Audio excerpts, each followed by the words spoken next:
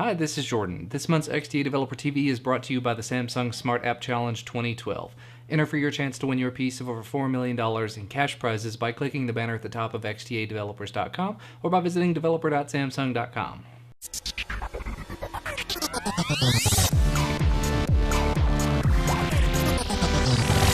It's Monday, August the 6th, 2012, and let's go ahead and talk about what happened this weekend over at xdadevelopers.com.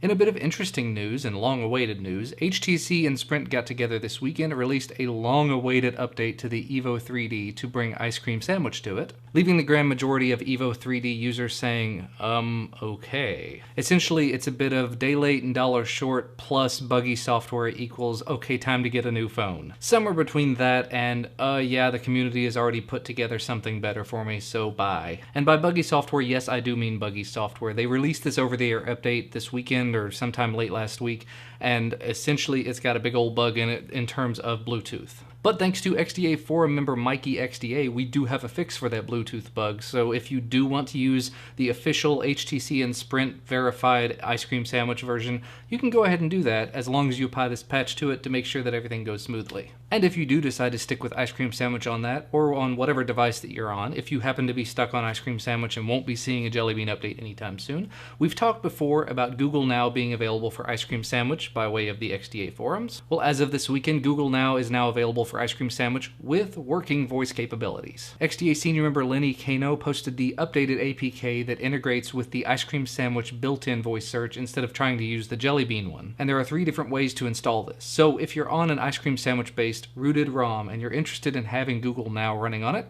go ahead and take a look at the thread. I'll have a link to the post down in the video description. Now, speaking of ROMs and patching and all this other fun stuff, because that's what happens at XDA, a lot of times you'll have a device that gets released that has both a GSM and a CDMA version. And in most cases, you'll end up having separate groups of developers for each type of device. However, that may not be a problem for GSM-based Motorola Droid Razrs thanks to XDA senior member dtrail1. He, with the help of several other developers, created a patch that can be applied to CDMA-based ROMs to make them compatible with the GSM version of the Droid Razr. And there are apparently quite a few popular CDMA Droid Razr ROMs, so if you are interested in this, you're running a GSM Droid Razr, you may want to take a look at it. However, there do appear to be some bugs that get introduced.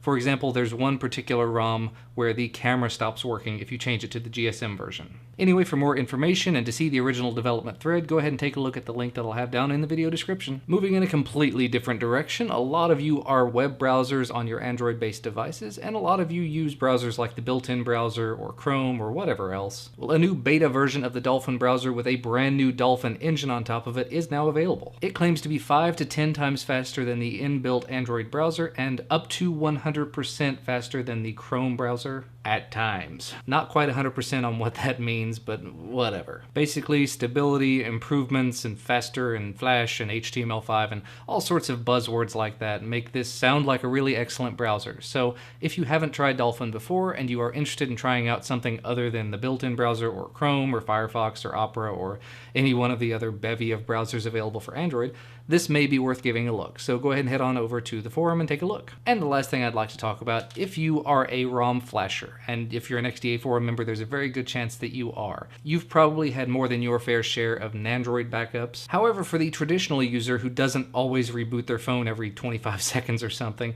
doing an offline or reboot Nandroid backup is a bit of a pain in the butt just for everyday backup stuff. Well, it was mentioned a little while back on the forum that there was a way to do Nandroid backups without rebooting, but it was exclusive to Xperia devices. However, thanks to XDA senior member Amir and all of the numbers, he was the guy that originally developed the method for the Xperia, that now works on a lot of other Android devices. Essentially, it should work on most devices, assuming that you're rooted, of course. Additionally, it does quite a bit more than the original version of the app. It backs up lots and lots of different places, it copies it over to the Clockwork Mod backup directory so you can actually restore it directly from Clockwork Mod, so it definitely sounds like it's something interesting. It looks like it's still a script that you have to run from the command line, but I read something in one of the comments that someone has created an app around it, and the biggest complaint I've seen about it so far is backing up a writable file system at write time is kind of dangerous. You may miss something, things may get corrupted, but one way or another, for people kind of like myself who don't always reboot all of the time in order to flash things, for people who just don't flash all the time, for one thing, it would be kind of nice to have an option like this, so I do look forward to taking a look at it. And if you are interested in it, of course, as I've said in every other story I think so far, take a look at the links down in the video description. But that's all for me for today. As always, if you like this video, make sure to hit the like button down below and hit subscribe up above if you want to be notified when we put out new content. Thank you so much for watching though, and I will see you on Friday.